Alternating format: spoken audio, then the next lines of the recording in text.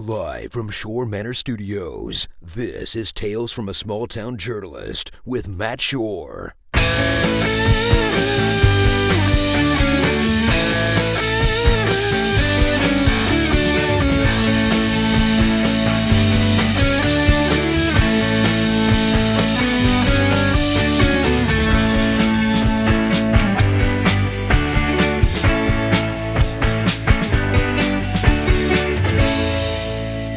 Hi guys, thanks for checking out this episode of Tales from a Small Town Journalist, the podcast dedicated to all the weird and wonderful stories you are only going to hear about from reporters working in small communities just like yours.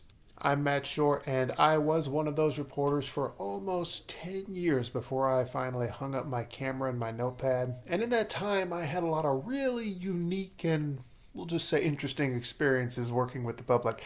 And I got to know a lot of other reporters who also had really interesting and unique experiences working with the public. Before I go any further, I do want to make sure and mention that this is a listener-supported podcast, supported by wonderful folks just like you. There are a couple of great ways that you can show us some support. First would be to go over to my website, mattshore.net, check out some of the books there and see if there's anything you'd like to purchase. That would be fantastic.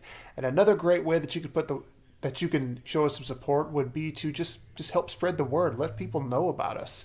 Use Twitter, use Facebook, use Instagram. Then there are so many other different types of social media out there. Use those as well. And then use good old-fashioned communication. Just talk to somebody in person if you can. Social distancing is important right now.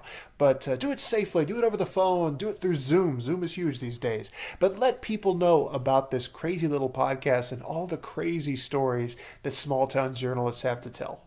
This episode, I am talking to a local legend. I don't say that lightly, it's really not hyperbole. I really mean this. I consider this guy a local legend. His name is Vince Dawson. Vince Dawson is a radio journalist for sports with WYMC Radio in Mayfield, Kentucky. And he's been doing this for decades now. And when it comes to small communities, Vince is kind of, you might almost say, the last of a dying breed. That might be a little over dramatic, and I don't want to make it sound like he's on his way out or anything. He's doing just fine. But what I mean is, you don't see local legends in this sense anymore, where you have this central figure you have a radio station where he works at that is really the primary source of sports news in his community. You have the radio, and then you have the newspaper, and that's it. So, of course, God bless newspapers. That's where I came from. But Vince's voice is actually synonymous with the community sports leagues. In this particular case, football, because football is its own religion in small town America, and it's not just Texas, but it's also the case in Vince's hometown, which just happens to be my old hometown of Mayfield, Kentucky.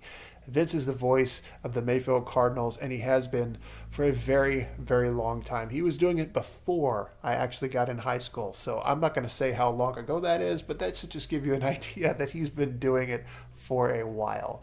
Vince and I had a great chat talking about the importance and the sort of purity of local sports at that level with high school kids, and how there's something more honest and genuine about it than there is at the professional level.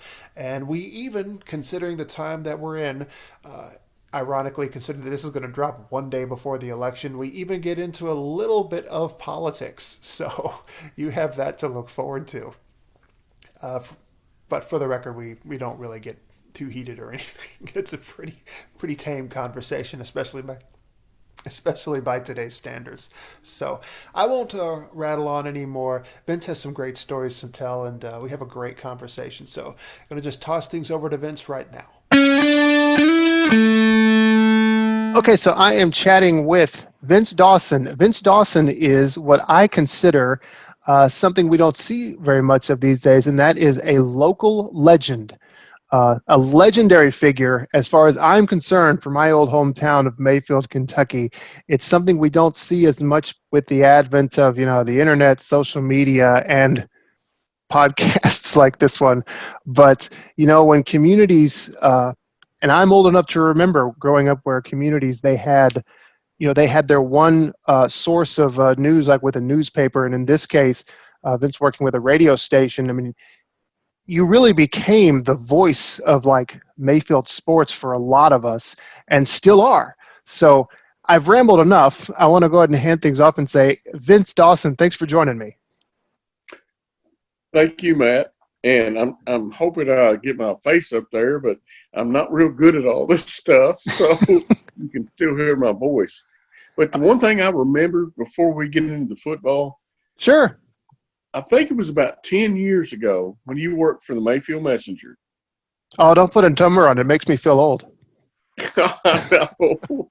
But I had jury duty, and this guy, you were in the courtroom, and this guy I was on the jury with was like, is he going to take pictures of us? Will they know who we are? And I'm like, dude, no. And I ask you, and, you know, I told you, I said, hey, you're not going to put the jurors' pictures in the paper, are you? And you said, no. And that's the way you said it. And the guy said, well, okay. Of course, we had more problems with him, but, I mean, it was fun, and I'm glad you said that because it about drove us nuts just listening to him. I remember that. I mean, what reporter would put a picture of the jurors in the paper? Yeah, it's not going to happen. That was never my assignment to take their pictures. It was all about the defendants. Oh, I know. And this dude was crazy. But I will tell you a couple of things from Mayfield football, if you don't mind. Oh, I don't. Please do. I mean, can you still see my sexy ass? Because I don't know if I'm on there or not. We see you. Okay. Yeah, we're good. Well, the number one thing I remember was from 1993, Coach Leahy's first year. And it was my second year of doing on-the-field stuff. Well, we sucked that year starting off. Fulton County beat us the first game of the year. Who knew how good they were going to be? Actually, they went to the sub-state in Bardstown, had to come to Fulton County. Can you imagine driving from around Lexington and coming down to Fulton County? Oh, my God. I can't imagine. But they beat us. We didn't know how good they were. They were awesome. So we start out that year. Tillman beats us 2-3. Coach Leahy's first year. And we kept getting a little bit better the whole way. And then we get to the state championship. Well, Prestonsburg, a team from I don't think anybody's heard from since, they beat Danville in the sub-state. So we played them in the state championship. We get up there, and they bleed us the whole game. And we had a couple of things at the end of the game that we just won. We won 13-12. So I'm standing there. This is my first year of interviewing coaches at a state championship. I'm nervous as crap. I mean, you got the Courier-Journal, Lexington Herald-Leader, TV stations from Lexington, Louisville, all over the place. And I'm just standing there in the back looking around like, what do I do? So all of a sudden, Coach Leahy grabs me and just pulls me up in front. And he said, listen, this guy has been with me all year. I'll talk to y'all in a minute, but by God, he's with me. So I get up there closer. He said, shit, Vinny, can you remember? Can you believe this happened? I'm like, gosh, Coach, I'm scared. He said, well, just talk to me. Answer, just give me some questions. So I'm thinking, hey, you guys, piss on you. I'm the dude. I'm from WYMC Radio in Mayfield, and Coach Leahy has called me to the front. And I just couldn't – I mean, that is the one thing that sticks out of my mind from 29 years of it. That sounds – yeah, I can see him doing that. That is such a Coach Leahy thing to do. For anybody listening to this that remembers Coach Paul Leahy, another local legend for Mayfield. Yeah, he had devotion and dedication to his community. Yeah, not just to football players. He had it to everybody. His students, Mm-hmm. every kid, he had them under his wing, and he was just he was an icon. And you say that word a lot, but he was truly an icon for the people of Mayfield and Graves County. I mean, he just loved people. He did. And two of my memories I've had of Coach Leahy, one was my own personal one where I was in Paducah with my family because I had grandparents at the time who lived up there. And I'm sure it's still there, this local pizza place called Pizza by the Pound. Oh, And yeah. it's this local dive bar with some of the best pizza you're ever going to find. It's fantastic. We went there to pick up just pizza to take home to my grandparents to eat, and he was there at the bar nursing a drink when I walked in. I was like 16 at the time. They had the cheapest beer in town. Yeah, I was like 16 years old. He looks up, and I was just one more student in his class. I didn't make a lot of noise. I figured there's no way this legendary coach is going to know who I am. And first thing he says, he just looks at me weird and says, "Mr. Shore, what are you doing here?" I couldn't believe he knew who I was. And he knew all of us. That was the great thing about Coach Leahy. I mean, He did. There are so Yep. many stories that I don't want to tell on here. But, I mean, Coach Leahy he was probably the most committed teacher. I mean, for God's sake, he taught geography. It's boring as hell. And he made it.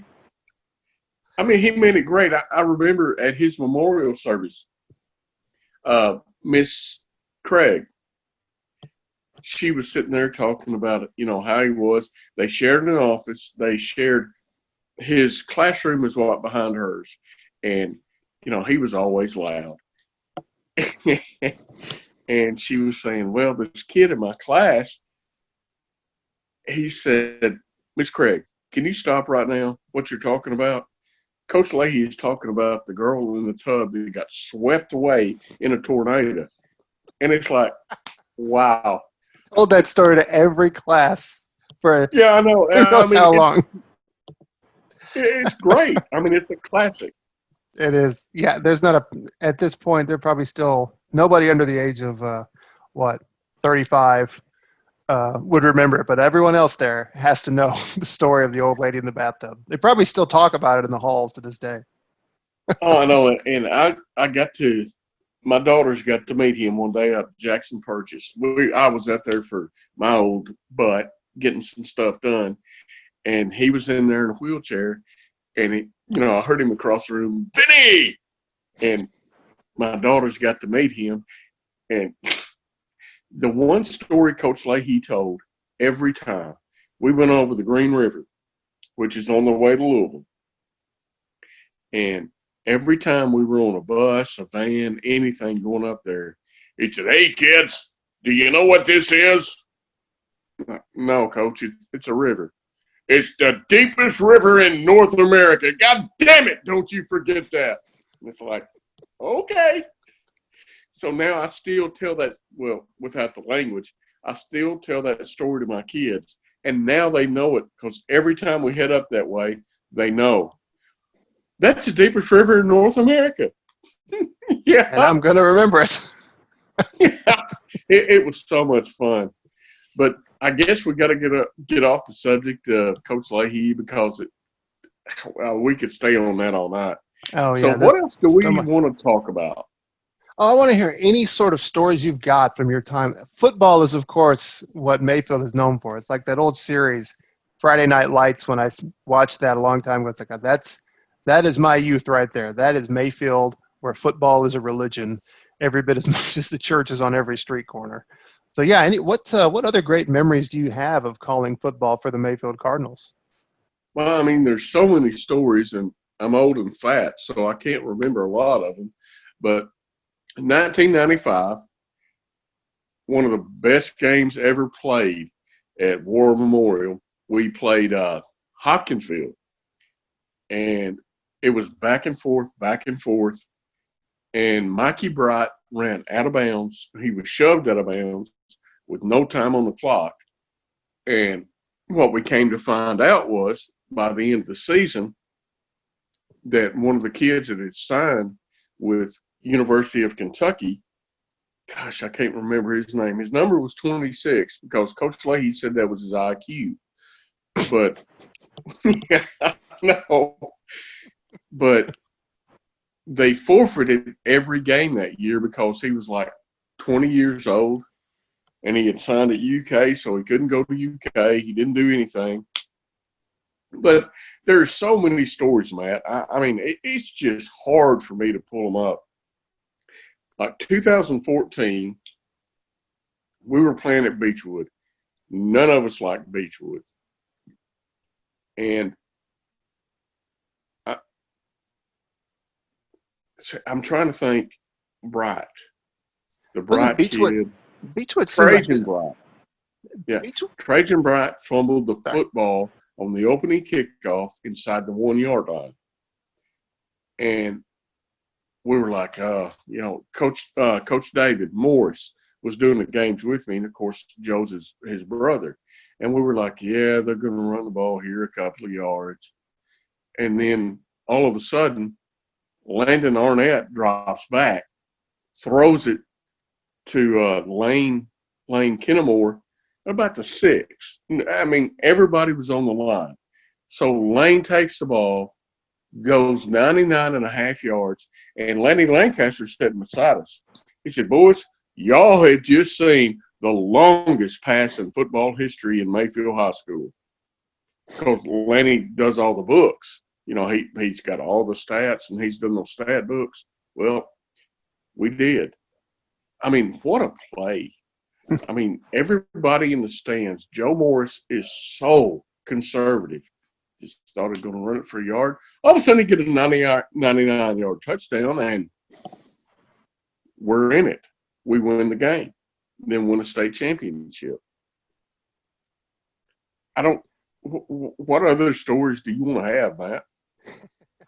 Oh, anything and everything you got. I'll tell you something I wouldn't mind chatting about is since you've been doing this for quite a while now, we won't speculate on how long, but you've probably seen a lot of things over the years and probably seen a lot of changes in your time doing this for a couple of decades now. What would you say are some of the biggest things today that are different when it comes to sports coverage for radio or journalism in general?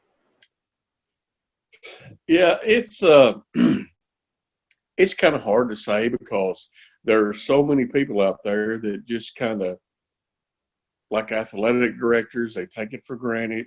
And this year has been so much different than any other year I've seen. I mean, I can't compare it to anything. But, athletic directors, it's all about money. I mean, let's not be stupid. And, athletic directors let you in there. They talk to you. They're very nice. I mean, all of the ones in West Kentucky that I've had contact with over 29 years, they are good people. But when it comes down to it, it's about money. And I think they understand that, when we come in there, we're advertising your product. We're being, pretty good to you. And we're advertising your school, our school. And they don't try to change anything. But, it's just kind of hard to say because people are so nice. And it's not money involved in high school. And when you get to college, it's all money. It's all about money. Pro, all about money. But high school is the purest thing that you can get. To me, my opinion, high school is the purest thing you can get as far as money goes or anything else because it's just fun. It's the kids functioning. And if you really go back and look, and this is just my opinion, but the kids that played in high school, football, basketball, baseball, and then they go to the college level, it's totally different. In high school, it's fun. But in college, it's a job. I don't care if you go to the smallest school in the state. It's a job. And they work you out. But it is so much fun in high school to watch these kids grow up, and they do. Like this year, Mayfield, we're young, and we got a long way to go. And they know that, and they keep working at it. But in college, it's just totally different. I mean, even if you go to Murray State, which is not playing right now, by the way, but if you go to Murray State, I mean, you've got films to watch, you've got to study, you've got to do everything in the morning, afternoon, and night. After your classes, that's it. But high school is a purest form that you could reach. I get that. I'm sorry if I babbled too much. No, that's really true, and you put it really, for lack of a better word, really beautifully, because I had a conversation with somebody about that once, and they were real proud of themselves for like the pro teams that they had in their city, and that they felt this kinship with, and they looked down on smaller towns for having such a devotion to like high school football. And I said, I'm not going to pretend that the high school football level isn't like any smaller or like maybe less significant or big time than your pro teams, but you act like you've got this sort of relationship with this team, but with a high school and with a small town, and that high school, if it's a town that's just big enough to have one high school, then they really do have a direct connection with those sports teams, because these are their kids. These are their kids' friends. These are the kids that go to school and learn from their spouses who are teachers. It's like, this is the high school level, like especially in a town the size of Mayfield. It is everything. There is a strong kinship to that you've got a stronger relationship, I think, that you have there than you could ever hope to have with, pro teams like the Tennessee Titans, or, I do love Cardinal baseball, but I mean, even at that level, people in St. Louis don't have any sort of direct connection to the St. Louis Cardinals the way people in Mayfield have to the Mayfield Cardinals. Yeah, and I agree with that. And I think the one thing that is turned around is the word dynasty. I mean, you take teams like the Patriots, or, whoever you want to take. We've been doing this since 1976. We've been going to state championships. Now, all of a sudden, we're in, 2019, 2020, which is screwed up. But we've been doing it all the time. I mean, all the things that we've had. I mean, it's incredible, the things that Mayfield High School has done. Nobody's picked it up. Nobody said anything. But the things that we've done are incredible. I mean, I'm not sure. I'm going to say that we've had 20 visits to the state championship, 22 to the sub-state. So, I mean, it's incredible what we've done since 1976. And we are a dynasty. I think there's no doubt about that at all. But nobody ever pays attention to the little high school team. We just get out there, like you alluded to earlier, Friday Night Lights. We get out there and we play on Friday nights and enjoy it. It's like a social event. And it's hard to describe to people how that goes.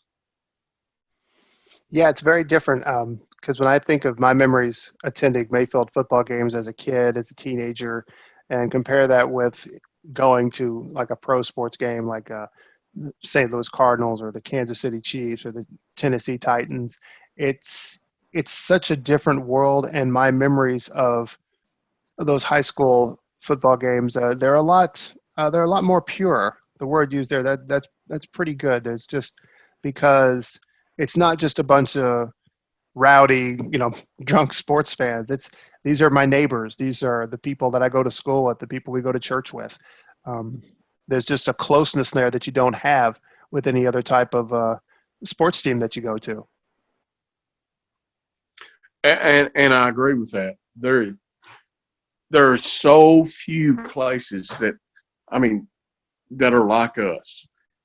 And you think you throw around the name Dynasty and, New England Patriots, and like I said a while ago, but I mean, it's not only a dynasty, it's just fun. I mean, it is a way for parents to get out, friends, everybody. It's a social event, and it's fun. It's a lot of fun. Well, except for me when I have to work, but they do bring me food. I know a couple of years ago, we played Beechwood here to go to the state championship, and my daughter, who just came in here and bothered me, begging for money, but she was 5 or 6 years old, and Beechwood came down to Mayfield, and the Booster Club just roasted a pig. And I took her down there, and I was holding her hand. She was 5 or 6 years old. She said, "That poor pig." I'm like, "Honey, you have no idea how much of that pig we're going to eat." But they did. I mean, that's the way we do. I mean, they stand down in the end zone. They cook food. They enjoy it. I mean, it is a true social event, and it's so much fun just to be around all of it. Yeah, it is. A lot of fond memories of it, and I'm sure that once we get past the strange time right now, they'll get back to making more great memories for kids and up and coming high schoolers like us. And yeah, and I hope so. But it is so strange. I mean, the thing I don't get, Matt, is I mean, there's a lot I don't get. But you've got kids beating each other for 4 quarters. I mean, they pound each other, slobber, everything. Then after the game, they can't even say good game. They can't walk like they had before. And it's like, okay, you kill each other for 4 quarters, and now all of a sudden you can't say good game, walk amongst each other. And it's not like you got to give a high five. Just say, hey. But the teams walk off the field. That seems so absurd to me. That'd be a weird thing to see. No, it's all weird. I mean, there's a lot of weirdness. Yeah, and the first game that we had with McCracken County, which they killed us, but the first game we had, my partner, John Champion, was going down to get the towing calls. Well, it didn't work out too well. All of a sudden, it's just one referee and the 2 coaches. They don't have kids out there. They don't have anything out there. So we're like, well, guess we're not going to get that. Then once the officials leave the field after the game, then John can talk to Coach Morris. I mean, it's just the weirdest thing I've ever seen in my life. Yeah, it's weird at all levels. I've talked to sports journalists and what they're dealing with in the midst of this, and journalists who are more like what I did, and how it's changed everything for them. And it's been just a weird year, and it looks like next year is going to be kind of weird for a while too. But we may finally, hopefully, be nearing the crest of this, so to speak, and maybe we're going to start coming out the other end here in a little bit.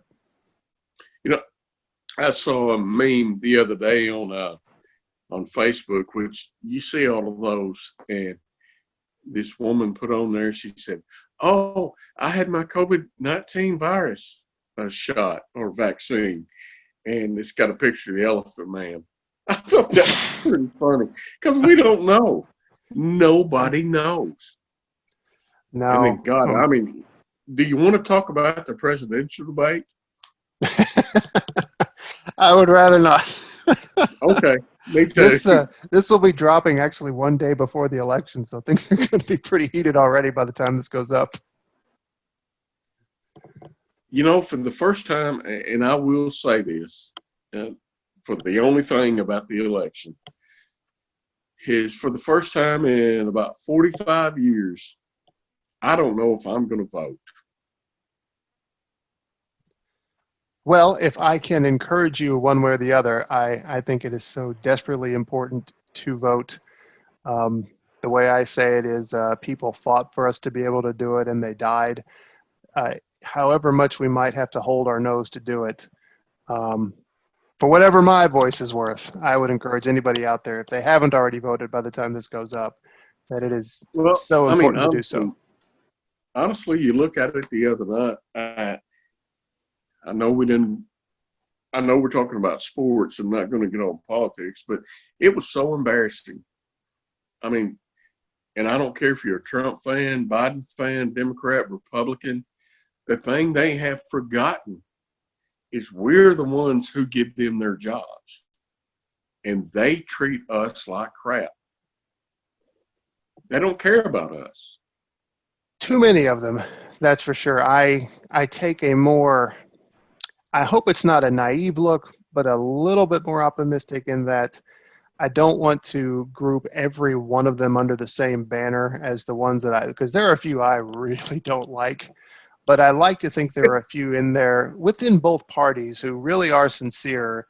And even if I may not agree with the positions they take, that they really do have a heart for like trying to do what's best, at least in their view, for the nation. Now, there are some, and I'm not going to name names, but I could, that I firmly believe are only concerned with maintaining their power.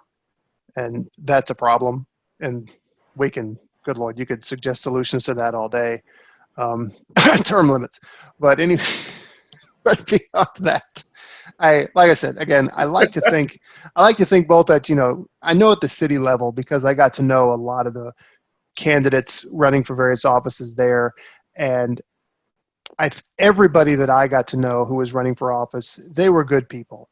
They really wanted to try to do what was best for the city of Mayfield. I might not have agreed with all of the tactics that they had, but they weren't just out strictly in it for themselves. So I like to think that that's an example at all levels, like both at the state and if you move on up.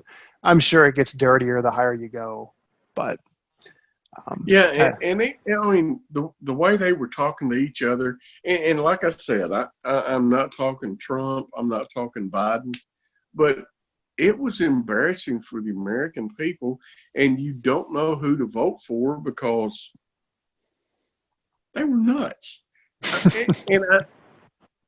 It was embarrassing, and I know that I just want to think that all the people in Congress and the House, they want the best for us. But I'm not getting that vibe at all. Right now, I would say, okay, if we're going to go down this road, I think it's easy to get jaded and cynical when you have, and there's a saying that, the way a team behaves is a reflection of the leadership.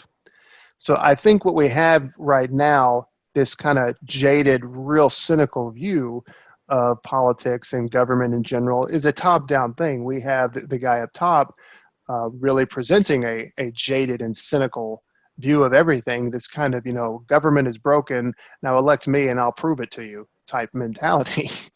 And and it becomes easy to overlook the people who aren't as loud and aren't as visible, who are trying to they're just there doing their jobs. The people who aren't even in Congress, they're not elected officials, all the people working in Washington, D.C. at the federal level that we never see. I don't think they're bad people. I think they're just like us. They're trying to do their jobs, and they picked a job that they thought would be important and would matter, and it's just that it happened to be at the federal level, and that's where they're at. And again, with any group of people, you're going to have good and bad. There are probably good in there. There are probably bad ones in there. There are probably people that if I met them, I'd want to punch them in the face. But there are probably a few others I wouldn't mind sitting down and having a beer with. I agree with that to a point, but these people we elected them to take care of us as American citizens. And just like the debate the other night, it was childish. I mean, it was like my two kids up there fighting over a video. And then you have both sides weighing in, and they're taking care of themselves. Take care of us. Don't just sit up there and be like kids and fight. Take care of us as the American people. I've decided when it comes to electing officials, the people that I vote for versus the ones that I don't, I would far rather have somebody fail at doing something that I think is good than somebody outright succeed in something that I think is bad. And I find it's very easy for the ones to do things that I think are bad to get in there and start doing those things and succeed at a massive level. But that's as much as I want to venture my opinion on the state of politics. I'm trying to stay as neutral as I can. I'm with you, but we enjoyed it, and we kind of made our points. I think so, and I think we both have some good ones. But Matt, I enjoyed talking to you. Thank you so much for inviting me on. Hey, anytime. I appreciate you doing this. I'm sorry that we had a little bit of a hiccup getting things started, but we'll definitely have to do it again because I know you've got buckets full of great football stories that you could share. I've got buckets full. I'll just have to thank you some of them. Thank you again, Matt. Oh, hey, anytime. And thank you so much. This really was great and a real pleasure. I'm not kidding when I say this, to speak to a true local legend. Oh, thank you for that. Take care of yourself. You too. Have a good night, man. All right. Thank you again to Vince for a great conversation. That was a great chat, catching up about my old hometown, finding out how they're doing. It's good to know that all things considered, the sports program is still doing well and the community is still getting by as best they can. I know these are difficult times that we are in. We are in the midst of a second wave of this pandemic. It's kind of scary. I won't pretend it's not. But, if we just look out for if we look out for one another, try to take care of one another, be there for one another as best that we can, we will come out the other end of this. This too shall pass, and we'll come out of it, stronger than we were before, and hopefully as better people. Hopefully we'll learn from it. So, keep the faith and stay positive in that sense. I have a really important announcement that I need to make. I am returning to Kickstarter this month with a brand new horror comedy anthology comic called Monster Hunter for Hire. It goes live the same day this episode drops, which is November 3rd. So be sure to look for it. And if you need a direct web address, you can find it at tinyurl.com/Monster Hunter Kickstarter. So please check that out. We would definitely love to have your support. And speaking of support, this is the part where I list off all of our web and social media channels. First and foremost, this podcast has its own Twitter account, and it's at Journalist Tales. So be sure to follow us there for all the updates and news regarding this show that you could ever possibly want. And if you're a bit more old school, though, this podcast is a production of Shore Manor Studios, and you can find that on Facebook by visiting facebook.com/Shore Manor. You'll find news and updates about this podcast, my books and my comics, and of course, our love for all things Halloween. You can also find Shore Manor on YouTube by visiting tinyurl.com/Shore Manor YouTube. We have complete podcast episodes there, as well as clips and other videos showcasing our Halloween decorations and our love of building them. And last but not least, we would love for you to subscribe to our newsletter. Just visit tinyurl.com/Shore Manor newsletter and sign up. You'll be the first to get all the news and updates about me, my Moby Dick Back from the Deep webcomic, and this podcast. And speaking of me, there are several ways that you can connect with me. My website is www.mattshore.net, and you can find information about me and all of my projects there, not to mention the bookstore where you can buy copies of all my work. Cheap plug, I know. Meanwhile, you can also find me on Twitter at @TheMattShore and on Instagram @TheShore. So thank you again for joining me for this episode. And since we did dive into politics a little bit, I know that's a heated topic. With Thanksgiving just around the corner, however things turn out with this election, let's all try to get along as best we can. When family gets together, let's try to have a nice dinner. And at the same time, let's try to do it safely. This is an interesting time that we're in. Let's get through it. So thank you again. And I'll close out by saying, keep reading and keep listening. Thanks.